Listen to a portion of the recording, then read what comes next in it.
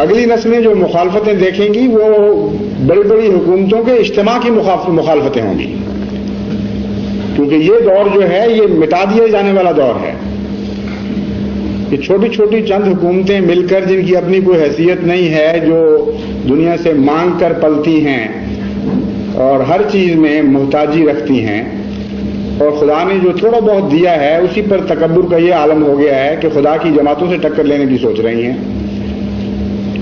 ये दौर मिटने वाला दौर है। आइंदा भी मुखालफत जरूर होगी, इससे कोई इनकार नहीं है, क्योंकि जमात की तकदीर में ये लिखा हुआ है कि मुश्किल रास्तों से गुजरे और तरक्कियात के बाद नई तरक्कियात की मनाजिल पर दाखिल हो।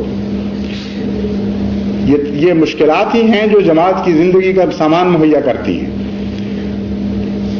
इस मुखालफत के बाद जो अगली मुखालफत मुझे नजर आ रही है वसी पैमाने पर, वो एक दो हुकूमतों का किस्सा नहीं है, उसमें बड़ी बड़ी हुकूमतें मिलकर जमात को मिटाने की साजिशें करेंगी, और जितनी बड़ी साजिशें होंगी उतनी ही बड़ी नाकामी उनके मुकद्दर में भी लिख दी जाएगी।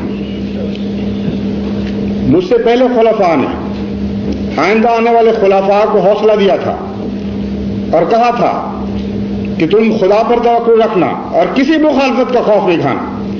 मैं आइंदा आने वाले खुदा की कसम खाकर कहता हूं कि तुम भी हौसले रखना और मेरी तरह हिम्मत और सब्र के मुजाहरे करना और किसी दुनिया की ताकत से खौफ नहीं खाना।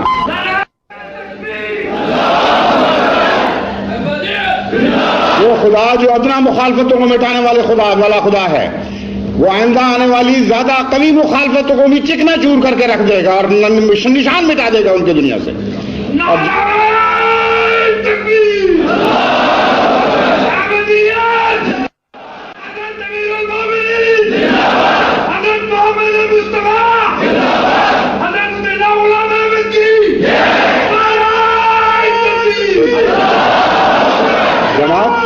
जमात अहमदिया ने बहरहाल फतह के बाद एक और फतह की मंजिल में दाखिल होना है।